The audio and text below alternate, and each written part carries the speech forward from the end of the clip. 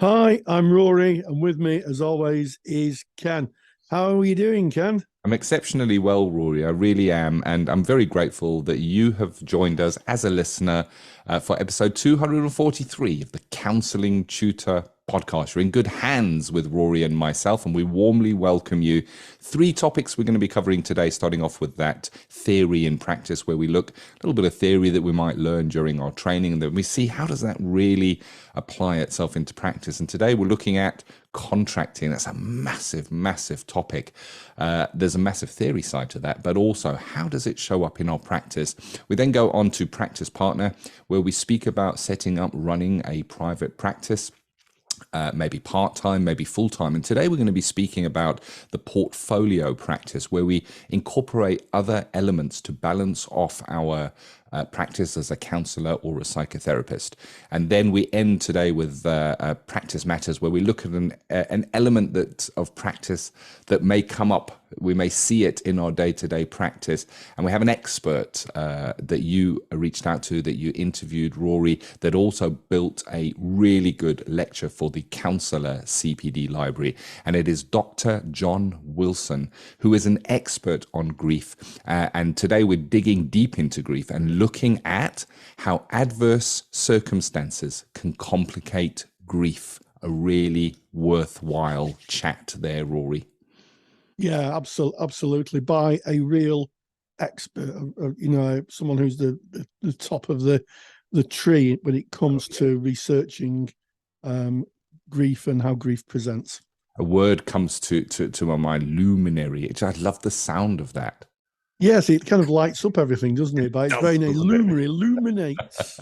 So let's illuminate our first topic today, which is theory in practice, where we take some theory, look at how it applies in practice. Contracting. Let's just start off with the theory of contracting before we look at how it appears in our practice, Rory. Yes. Well, first of all, when I can remember when I started my counselling studies many, many years ago, I was quite surprised in contracting because I came from a commercial background, and contracting was about business. It was about, buying something, buying a house, you exchange your contracts. You buy a car, you contract. So I was kind of taken aback to find out that contracting was something in counselling, but it is actually one of the cornerstones of ethical practice. And contracting does have some kind of businessy elements in it. I guess if you're a private practitioner, that might be, fees and when they're paid. But generally speaking, in counselling, contracting is about transparency. It's about accountability. And it's also about diffusing power. Because when somebody comes to you as a client, be that in a simulated skills session in college, or be that as a qualified practitioner or a student practitioner working with clients, the contract gives a clear outline of things like confidentiality. So important. So clients can make an informed choice. And I think it's really interesting that as people go through their training, they may start off with a bit of a verbal contract, at kind of level 2, or the early stages, but it becomes an integral part of being a caring and competent therapist, allowing the client to know exactly what's on offer, exactly the time frame of what's on offer, and also the limits of confidentiality, so that clients can make an informed choice. And the ethical frameworks, every ethical framework talks about autonomy. It allows someone to look at that and say, I'm just clapping my hands here for those people who can't see, holding my hand up and holding an imaginary contract up and saying, this is what I'm being offered. Is it for me? And if it's not, then they can make an informed choice. It's such an important and integral part of our practices. And sometimes it's one that's sometimes maybe not given the focus it should do. Yes. So from a theoretical point of view, we kind of get that. We're called upon by our ethical body to have a contract in place. It levels the playing field, as you said, Rory. It promotes autonomy from the client. Everybody understands what the rule of engagement are. You're going to have the time that you meet, when you meet, how long you're going to be meeting for, what medium you're going to be meeting over. So is that online, boundaries around that, as in I can't be contacted outside of our regular sessions, or I can under these circumstances, and this how it works. So it's basically the rule book or the instructions that the client has access to, so that it is a shared understanding of what plays out in therapy. So there's your theory on it. Now, for me, in practice, the truth of this is when you are in that room and the door is closed. I'm taking an in-person, in the room scenario here, just using it as an example, but it's the same on the telephone or online, however you're working. I'm going to use the room so that you've closed the door and you sit down in the chair, and opposite you is that client. You may look around and think that within that room is just yourself and that client, but the contract is there invisibly hanging between you and holding the boundaries and the rules of engagement of that relationship. So it's living within the interaction. So it's very much there within your practice when you are working. And for me, I think a contract is a living document. And what do I mean by a living document? Well, as legislation might change, or external factors might change, or ethical frameworks may change their ethical frameworks by ethical bodies might change. So we would go back to our contract and they would change. So I graduated many years ago, but if I was in practice right now, I would certainly not be using the same contract. Since then, the legislation has changed, GDPR has come into effect, so much has happened. The larger of the ethical bodies in the United Kingdom have changed their rules around supervision and online working and their frameworks around that. So there's a lot of change, and it's a living document in that it changes. I think for me also, it is a living document in that it changes according to you and your practice. So if you are running your practice, you will consider beforehand what you will put in your contract, but you may find as you're going through the arc of therapy that something crops up in a session that you didn't expect, that you didn't account for, that you didn't plan for. And afterwards, you're going to take that to supervision and say what happened. But there's always the question I always ask myself is, what can I do? Can I go back to my contract? Is there anything I can add or expand on in my contract that would cover this? And I'll give you a very basic example. You might in your contract say that we meet for 1 hour and we meet on a Thursday from 2 o'clock to 3 o'clock. And that might be your time allocation for a client as an example. It may well be that the client arrives 20 minutes late for the session. And you might say to them, okay, well, we did say that it was from this time to this time, and then you can bring the contract back into the room.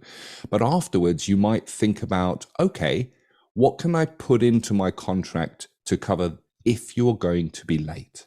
So you may say, well, you're 20 minutes late, and the client may say, well, traffic was just at an absolute standstill. It's not their fault. They didn't do it purposely.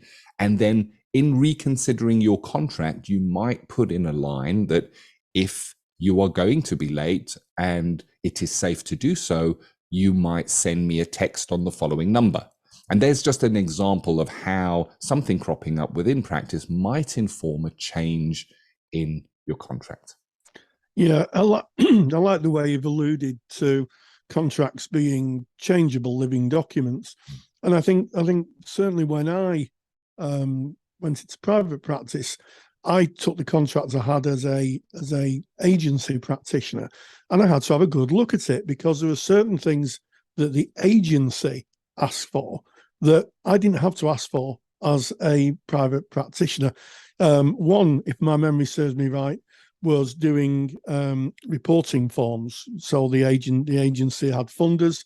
Funders wanted to know certain things about how therapy was progressing, and that was done with a tick box form, a very simple tick box form. Well, I didn't need to do that.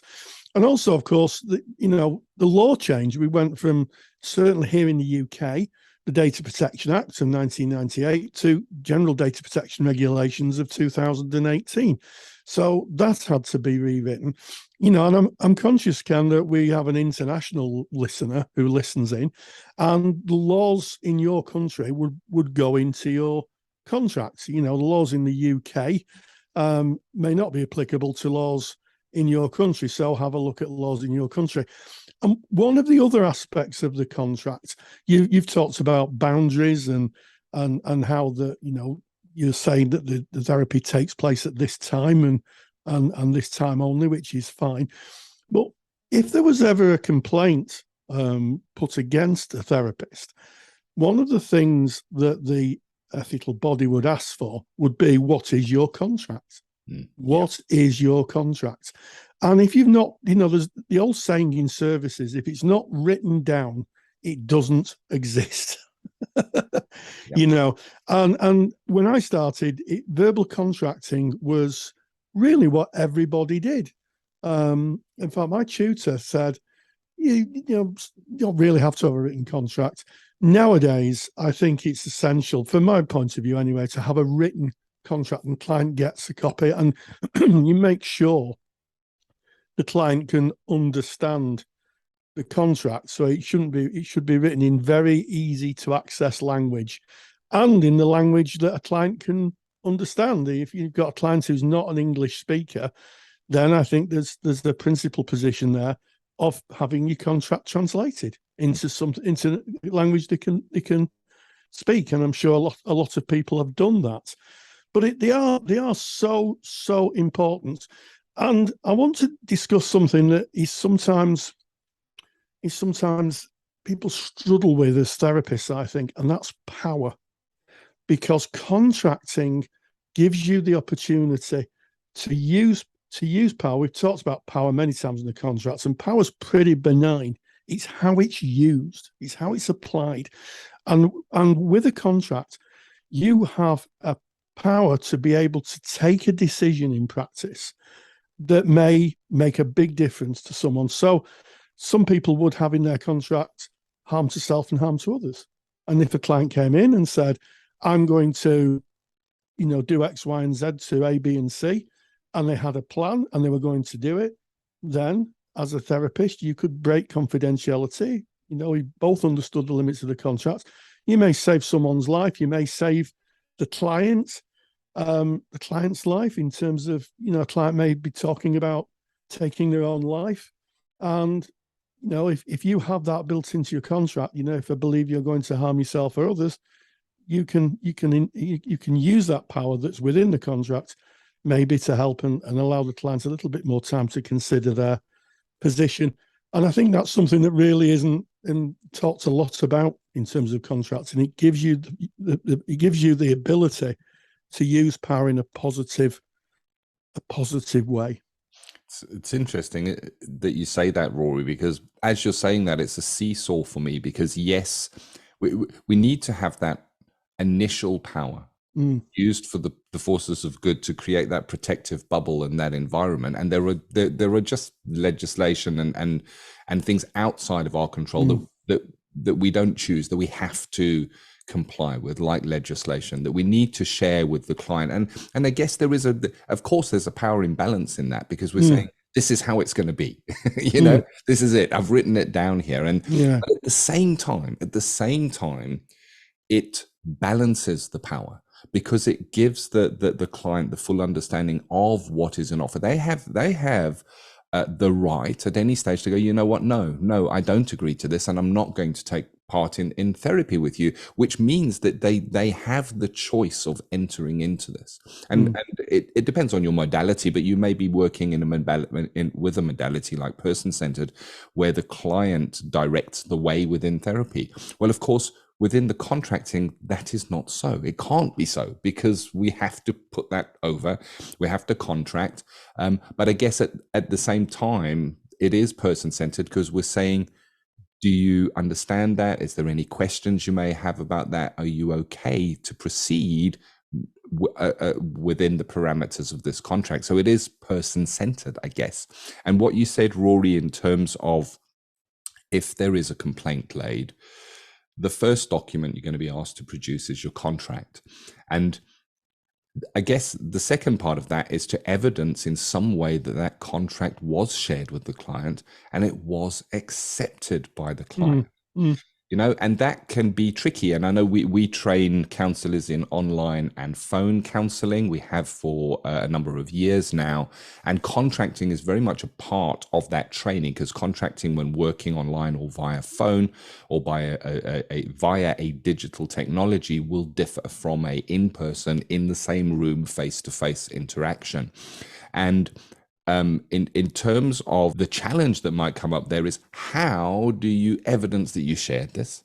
How do you evidence that the client agreed to it? So if you're in the room face to face, they can sign it. But if you're working online or via telephone, how is that done? And of course, there are digital technologies available now where you can send a digital copy of something. The client can read over that and they can digitally sign that and send it back. And it carries almost a watermark that evidences that they did see it and that they did sign that. And there are apps that you can go and look. If you look digital signature apps, you will find them available. One is called DocuSign. We don't endorse that.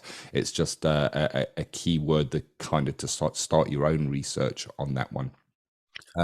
But it is, you would, if there is a complaint, you would be asked to produce your contract and evidence that you shared that with the client, that they saw that.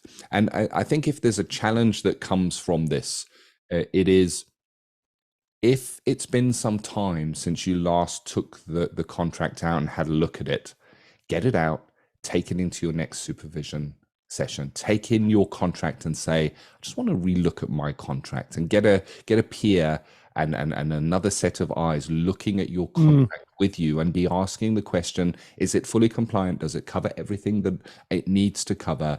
And does it reflect the modern times?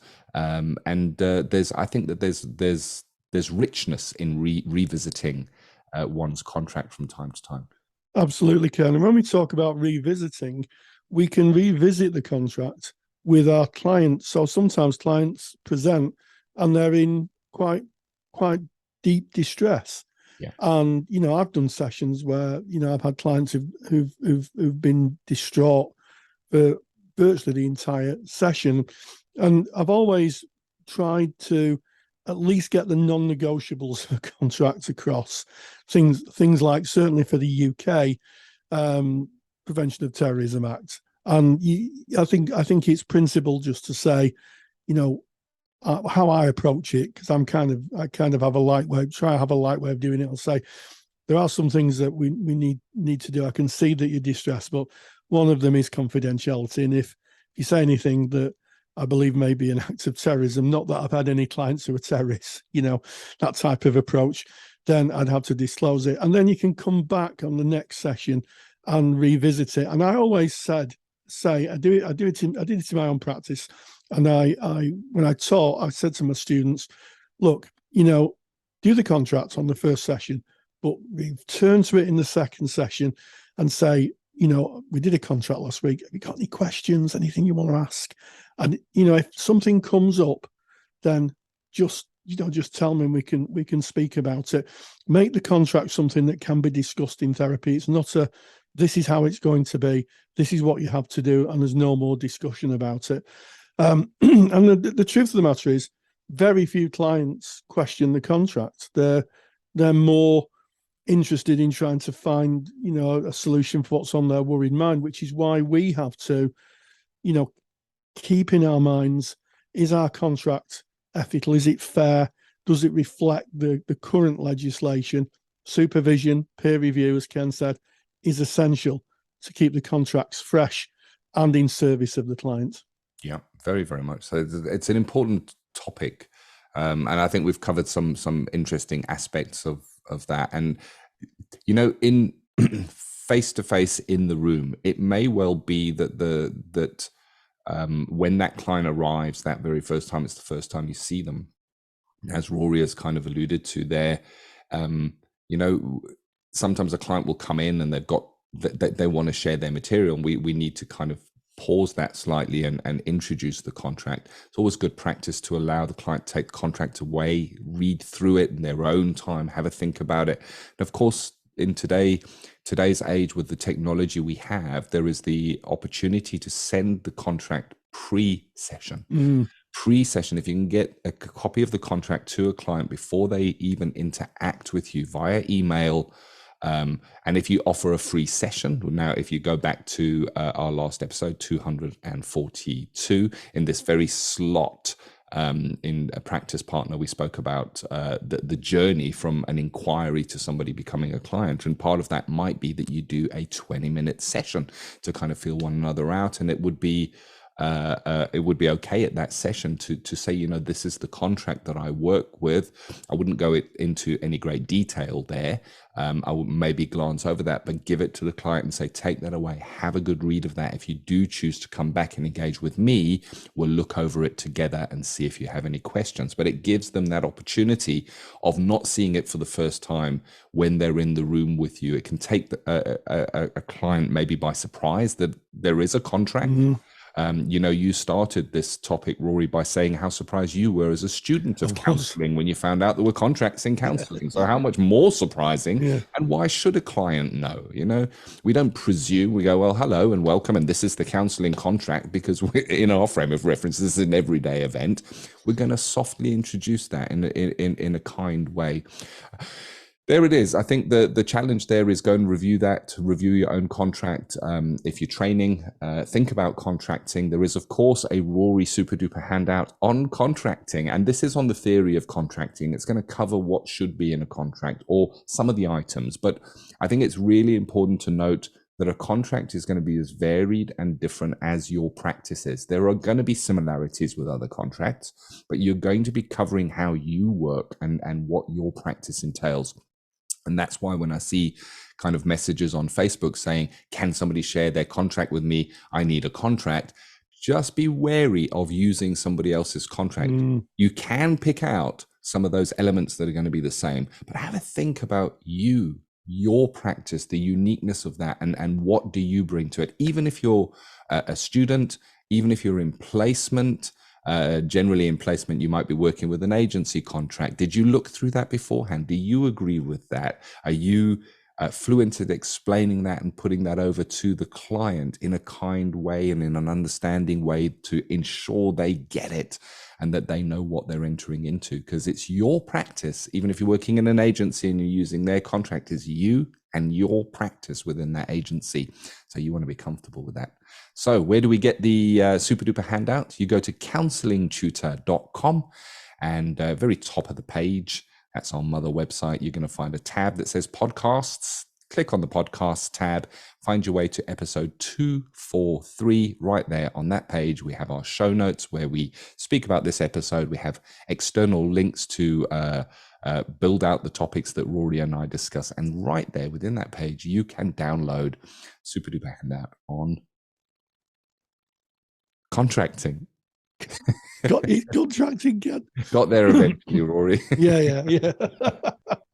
So there you have it. That is our theory and practice today on contracting. Moving on into practice partner, the portfolio practice rule. What is a portfolio practice? Well, I think it's interesting, and it is a question that comes up quite a lot in our Facebook group. And if you're not a member of our Facebook group, go to Facebook, type in Counselling Tutor, knock on the door, and our friendly moderators will let you in, and you can join thousands and thousands of like-minded people, counsellors, students, tutors, supervisors, all talking about the world of counselling and psychotherapy. And one of the big questions that always gets discussed is, when I qualify, what am I going to do? Where's the work? How am I going to develop my practice? And the portfolio practice effectively is doing different things themed to what you're studying. So you've studied counselling and psychotherapy. You might have studied psychotherapy or counselling. What else can you do? And there is so many things that you can do apart from working with clients. Super important working with clients, and that's why most people decide to be counsellors. But there are other services. You could do CPD. You could do, think about doing coaching.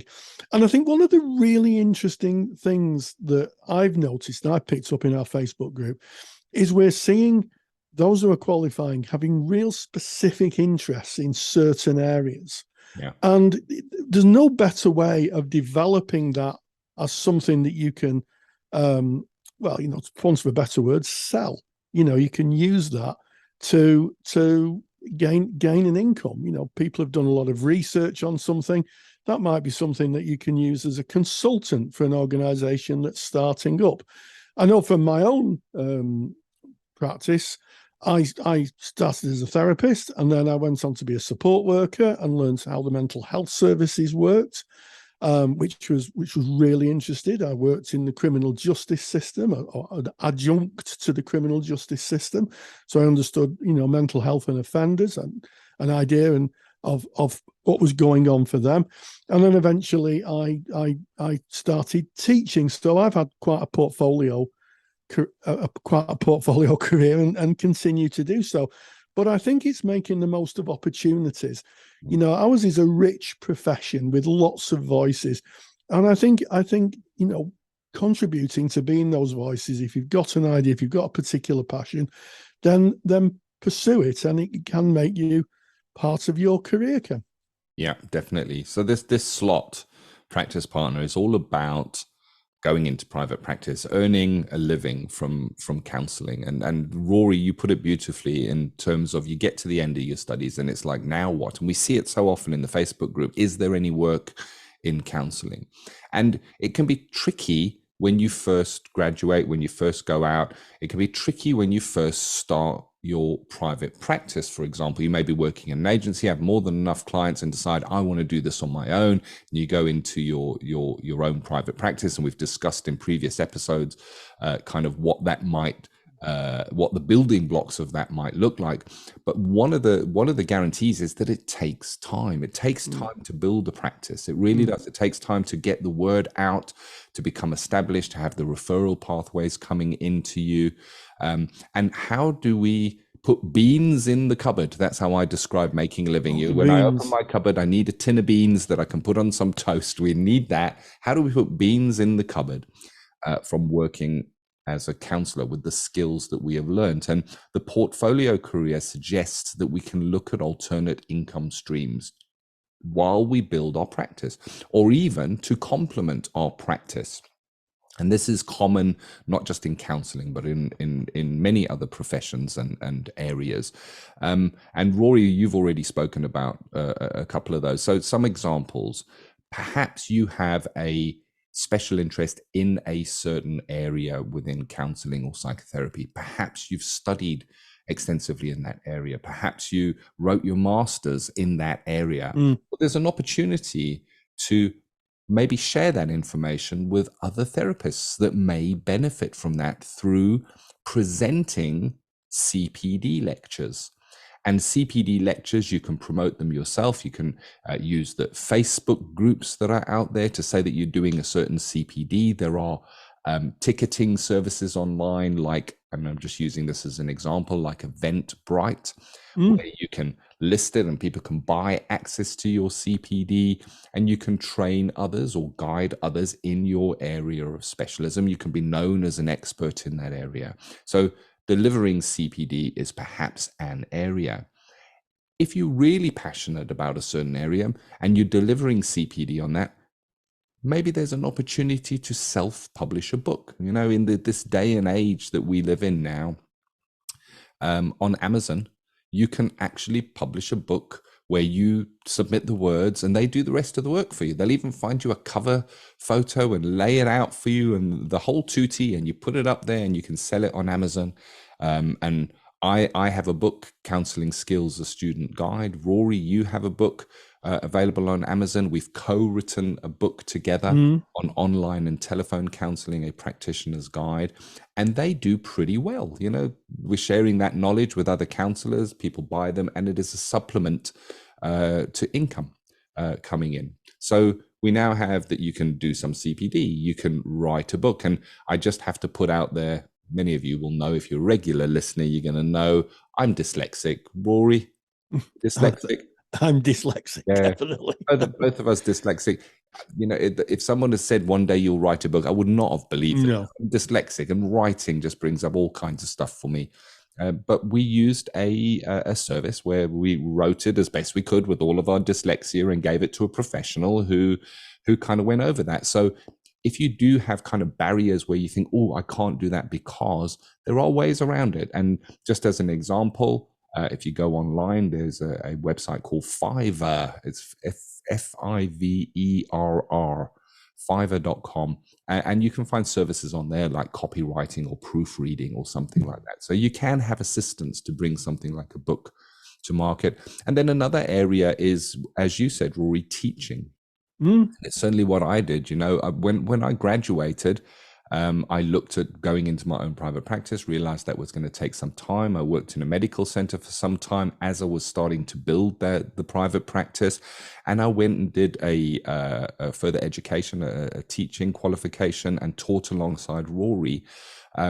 And I supplemented my counseling income with teaching. I was still involved in counseling. It was still involved in making a difference because the students would become passionate and they would go out and see their clients. So it was still aligned to the core values that brought me into wanting to be a counselor at the first time. And the thing is, there's a shortage of tutors. If you go and do that bit of extra training after you graduate, you certainly not struggle, I think, Rory, to find tutor jobs. It's true, and I did my teacher training, and one thing I didn't realize was that once you're qualified to be a teacher, you can teach what you know. Yeah, you can teach what you know. So that kind of opened the door. And as you were talking, Ken, I just went back to my student days, where this was brought up. I think it's probably in my certificate, which would be, I think, about 2000 maybe. And it would have been in 2000, I think. And somebody said, well, how would you do that? And how would you, if you had a skill, how would you do that? And the tutor said, what we'd do is you'd write a letter and you'd put a stamp on it and you'd send it to people who are interested. And gosh, haven't times changed? With the advent of social media, especially YouTube, you've got literally your own TV channel. You can apparently you can load videos up onto YouTube and become popular. That's what I've been told. And there's lots of opportunity.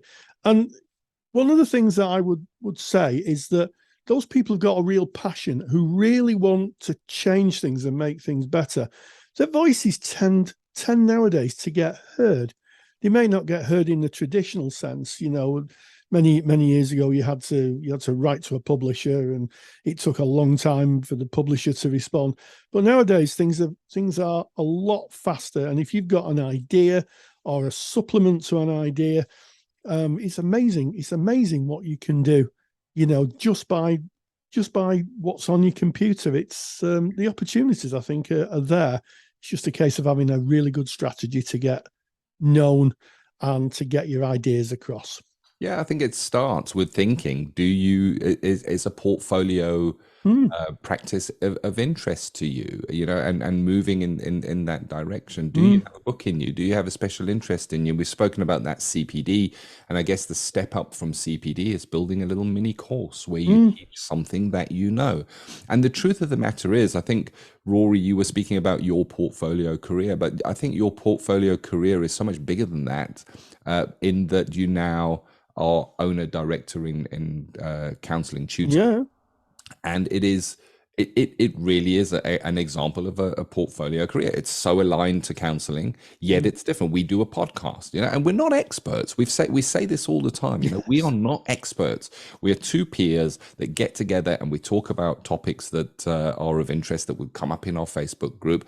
And we're on episode 243 at the moment, and we're around about 2 million downloads. That means people want to hear it. You're listening to this right now. People want to hear, and I'm nobody special. That I can promise you. I won't speak for Rory because I think you're rather special, Rory. No, but it's about self-defecation. That didn't sound right. That deprecation. I think the word. Yeah, okay. The letters are going to be streaming in now. Yeah. If you're watching me on the YouTube version, you'll see I'm going slightly red now. Is that a Freudian slip, Rory? I think And I you think slip in someone it. might be saying it's a Freudian slip, but yes, And the it's his psychoanalysts have got the defamation, pens definitely. out. Yeah. But there you go. What have you got to say? What have you got? And in Counselling Tutor, we built a CPD library because we had so many professionals saying, that CPD, that I would get in a car, drive for 3 hours, stay at a hotel. So we built an online CPD library, and the content in that online CPD library is created by therapists. It's created by therapists who've got a special interest in a certain area and are able to do a lecture on what they know and share it with other therapists. So there are so many opportunities out if we consider the portfolio career. It's just looking, I guess, out of the box slightly and looking at what complements what we do. What can we grow, and how can we serve in other ways that will put tins of beans in the cupboard? And we come back to that, of course, because we're speaking about practice partner, and it's about going into private practice. There you have it. Yeah, there you have it, Ken. And I like that. I like what you say. Yes, we have to put tins of beans. Well, I tried to avoid tins of beans. I lived on enough beans when I was a student. I think we had beans on toast 3 times a week. I wanted maybe tomatoes or something a little nicer, and everything that you do in terms of wanting to kind of grow your practice and capitalize, if I can use that word, on your very, very hard work that you've done as a student and a student counsellor, should be about being in service. You're going to be on the right side of things if your first and foremost idea is, I can actually help people with this idea. People need this, and you then develop it. That was the whole reason for the YouTube channel, for everything we've done in Counselling Tutor, to help other people. It was an extension of our teaching practices. And I would agree with you, Ken. I'm nothing special. I was someone who didn't have any qualifications until I walked into the college at 42 or 43. I'm dyslexic, and I just tried out different ideas. Just try this might be helpful for people, that might be helpful for people. Everybody's got some kind of gift, and if you can harness that, you are away. Finally, there is a principal position. I know that some colleagues just want to be counsellors. That's all they want to do. And if that is who you are, then more power to your elbow. A portfolio career might not suit everybody. And if you just want to be there, just to do the work, just to do the craft, then I take my hat off to you, to be honest, Ken. Yeah, me too. And again, it comes back to Rory and I are by no means experts. We're just two peers having these discussions, and we just hope that they are useful for you. And I guess the motivation for bringing portfolio career to today was to just spark that there are other alternatives. If we are blinkered in on, I am a counselor, I need to find a counselling clients, I need or a counselling job, it can narrow what opportunities are out there. What is your special interest? We have many peers. We've got Tamara, who loves paperwork, so she started private practice paperwork and serves fellow counselors via something that I don't like. I don't like doing paperwork. She does. Who'd have thought that you can start a business like that? And it's wonderful, and she's well supported through that. So what is your superpower? What would you consider out a portfolio opportunity for you is the consideration. So there it is. That's Practice Partner. We're now moving on to Practice Matters, where we take an element that may well arrive in front of us in our practice. And I think grief, Rory, is something that comes in all the time in many, many different ways. And I know that you met up with one of the top researchers and lecturers into grief, and of course that is Dr. John Willson, to delve deep into grief and look at how adverse circumstances can complicate grief. Yes, and I think it's a great example of someone who specializes in one specific area. I know that Dr. John Willson is a well qualified person in other areas, but he's well known for grief. And I spoke to Dr. John Willson about how adverse circumstances can complicate grief, the world of complicated grief. He's done a fantastic lecture for us, and I caught up with him to ask, what is How do adverse circumstances impact on grief? And this is what he had to say. And we welcome Dr. John Willson, who's done a fantastic lecture for us on understanding how adverse circumstances can complicate grief for both the CSR and the CPD library. So, Dr. John Willson, thank you so much for joining us. My pleasure, Rory. Now, the title of the lecture is Adverse Circumstances. What do you consider to be adverse circumstances? How would a practitioner know that grief is being complicated by adverse circumstances?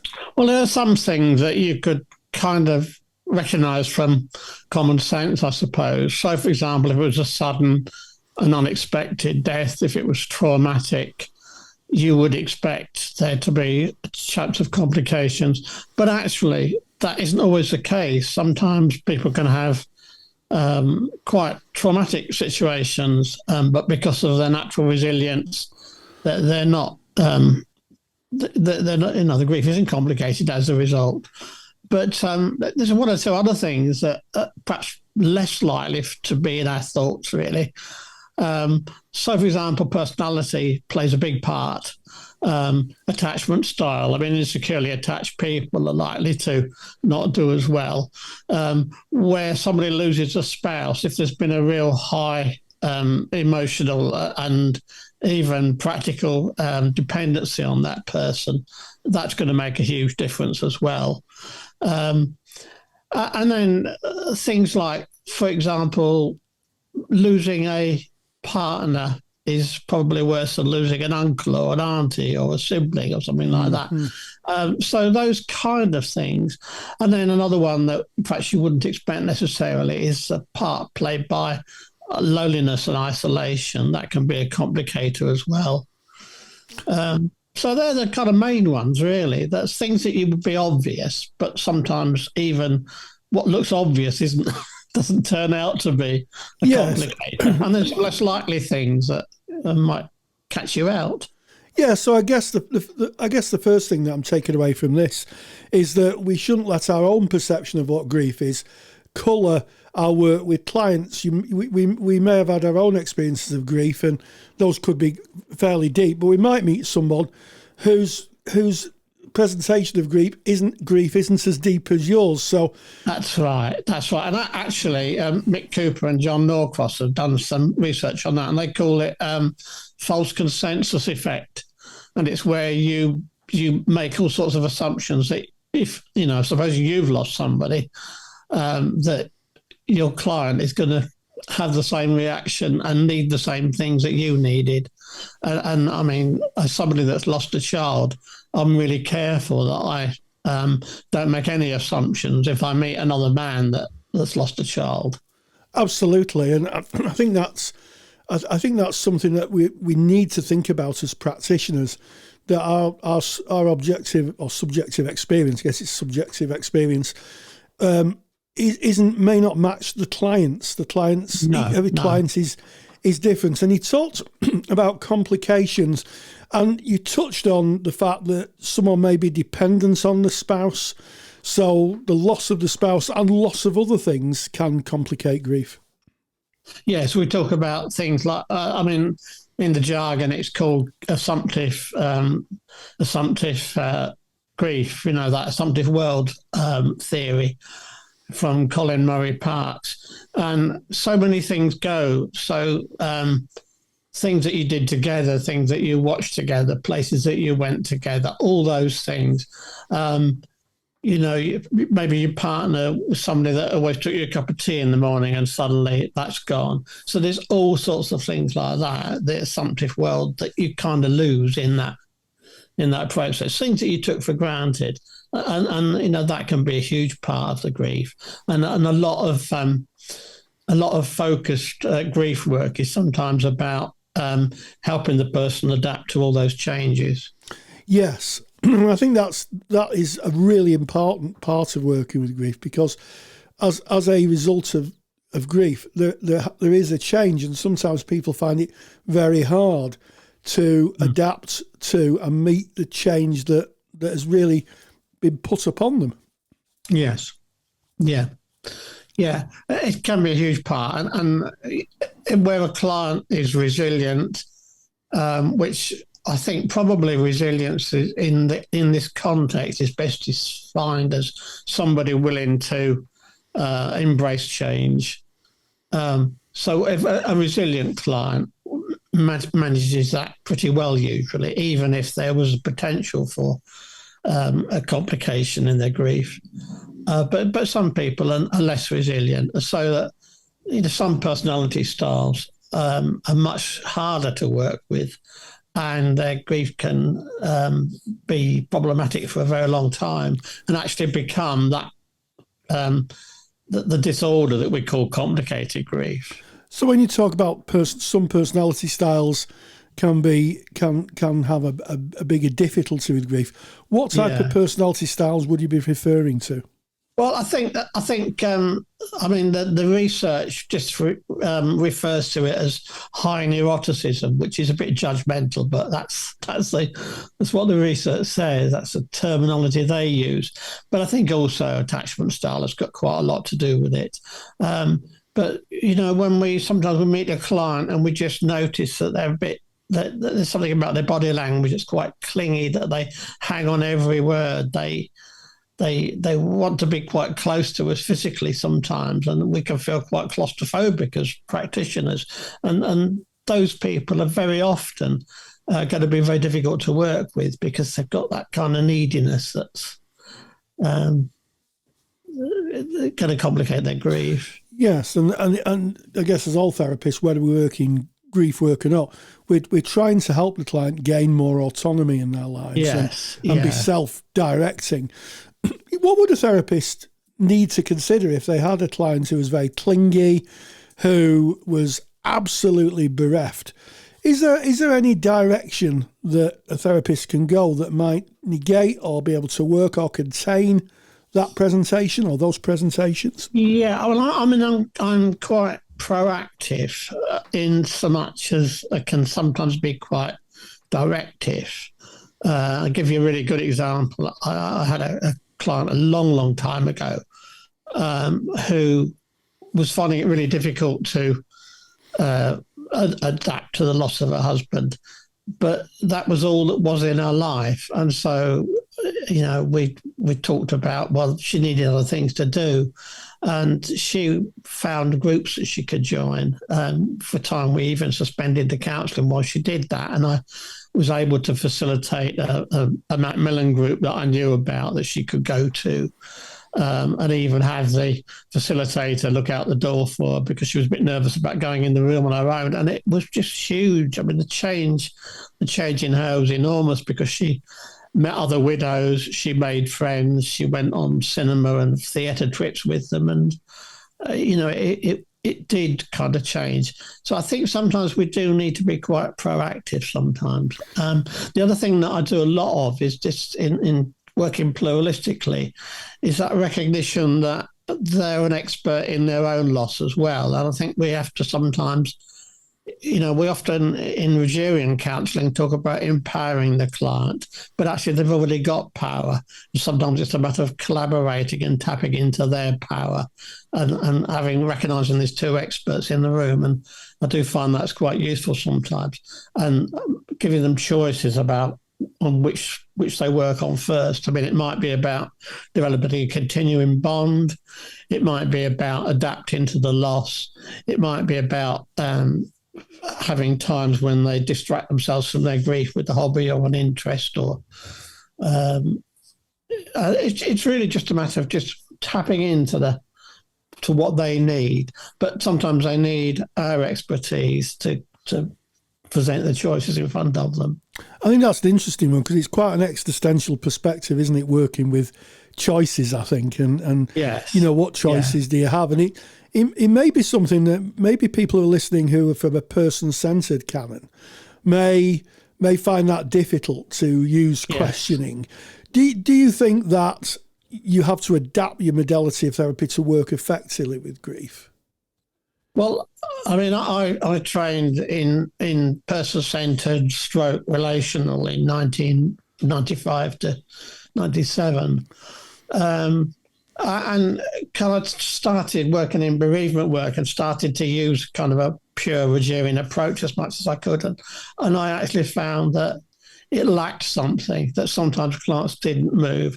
And there's something about that numbness and that rabbit in the headlights of a newly bereaved person that sometimes it's almost like cradling them and picking them up and saying, this is what you need, this is what I can offer, and being that little bit more proactive. Yes, and you mentioned directionality, and I like the way you've alluded to maybe looking at outside support and expanding the options that a client may have when they don't know what the options are.